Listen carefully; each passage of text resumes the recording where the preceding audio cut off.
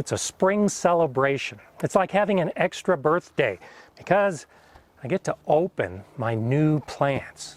Why is it similar to a birthday? Well, because I forgot much of what I ordered. So I think a lot of this is going to be a surprise. Join me today as I unbox and examine some of the new plants going into my garden.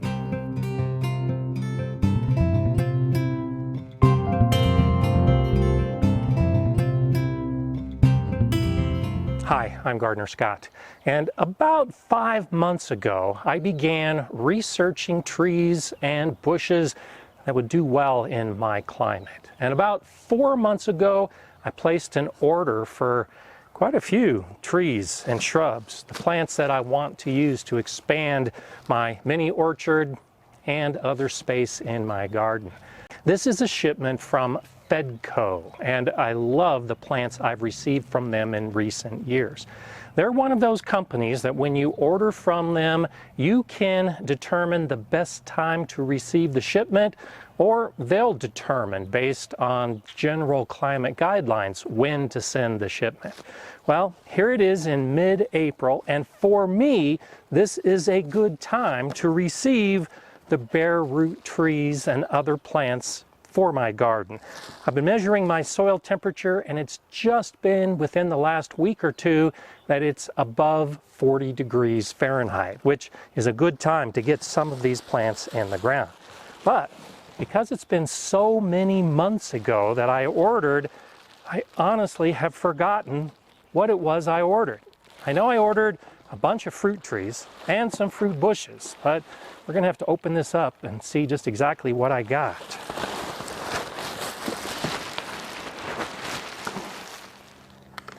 Looking at the packing sheet, I have a Cortland apple tree, a Gravenstein apple tree, a Liberty apple tree, a Nikita Asian pear, a black ice plum tree, and a Toka plum tree. So looks like this shipment is just trees. I'll be looking for other shipments of some of the other plants I ordered. And now let's take a look to see how good they arrived. You can expect that the tree roots are going to be covered by some type of moist material, usually shredded newspaper. And one of the first things that I look at when I get trees is just to see if the roots are still covered. And these are doing pretty good. Because I'm doing this outside, I want to go ahead and try to keep the roots covered as much as possible as I inspect these plants. And if you order multiple trees, you'll probably see that they'll have roots at each end with the trees overlapping in the middle. My initial investigation is that these trees look really good. These trees came from Maine, and I live in Colorado. I'm guessing it took at least 3, maybe 4 or 5 days to be shipped. I don't know for sure. And there's really no way to tell how long these trees have been in this wrap. Now, it's great, and one of the reasons I like Fedco is because they wrap the plants pretty well so that it can hold in this moisture. This newspaper is still quite damp, but it's possible that the roots have already started drying. I want to try to get these into the ground as soon as possible, but more importantly, I want to rehydrate the roots as soon as possible. So as I'm inspecting these plants, I'm going to put them into a bucket of water. And the roots are just fantastic. This rootstock is easily 12. Some of these roots look to be even 24 inches long. Though they're bare root, and ideally they will arrive dormant, this one has started to bud out. This is a black ice plum.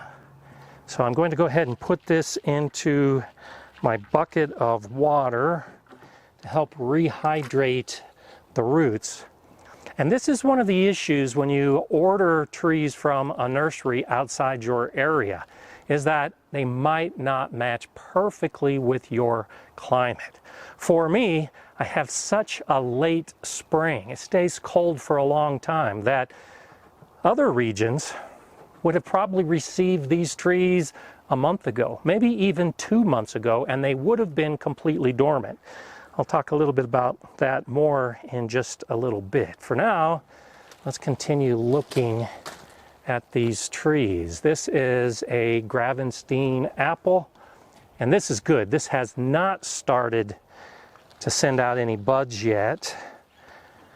I'll probably put this one in the ground today. Again, some really nice root development. I'm also looking at the graft union to make sure that it looks strong with no issues. I'm looking to see if there's any mold or disease, broken branches, but everything actually looks pretty good. And this is the Cortland apple. Some good lateral growth, a lot of young root growth on this one. It's just starting to bud at some of these tips, which shouldn't be a big problem. One damaged branch, but it looks pretty good. Into the water. This is the Liberty apple, a nice old apple variety. Some good root development. So this one has some good root development low on the plant and a lot of really young roots. I'll need to make sure I bury below this point. The graft union is right here and the roots start up here. Plenty of room to get in the ground. This is also completely dormant. It's going in the ground today.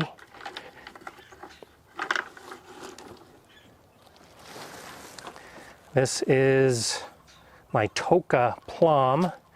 It's already started leafing. These roots look a little bit older. Some of them are starting to grow into each other a little bit. I might need to do a little bit of root pruning, but very nice, healthy looking tree. I'm gonna leave this out. I don't think that's gonna fit in the bucket right now. Have to get another bucket. And this is the Asian pear. Also just starting to leaf out. Not as many smaller secondary roots, but I do see some new root growth developing on this. So this will go in the bucket as well. So that's the initial investigation. I'm really happy with how these trees look. I have my second bucket of water and I've divided these trees into 2 groups. This group right here are all of the dormant trees, and these are all the apples and the one pear.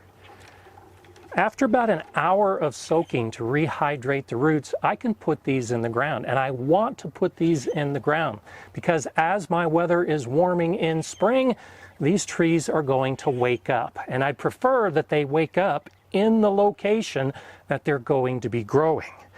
You can't always get the trees in the ground because the weather may not cooperate. You can wait a few days. And that's what I'm going to do with these that have started to leaf out. After rehydrating the roots, I'm going to put them back into the plastic bag with the moist newspaper. My concern is my weather today and tomorrow. We're supposed to set record high temperatures today with a lot of sun, and that might be too much for these very young light green leaves that have been in a box for as much as a week. So I'll do a process kind of like hardening off, where I'll expose them to the sun today for a few hours, then put them in the house, and then bring them out tomorrow. And once these leaves look a little greener and not quite so delicate, then I'll put these into the ground. I don't want to leave them in the bucket of water the whole time because the water will suffocate the roots. I'm just rehydrating. So that's why I'll put these back into the bag until I can get them in the ground. I'm very happy with the quality and health of these trees. This was a wonderful birthday present I got myself.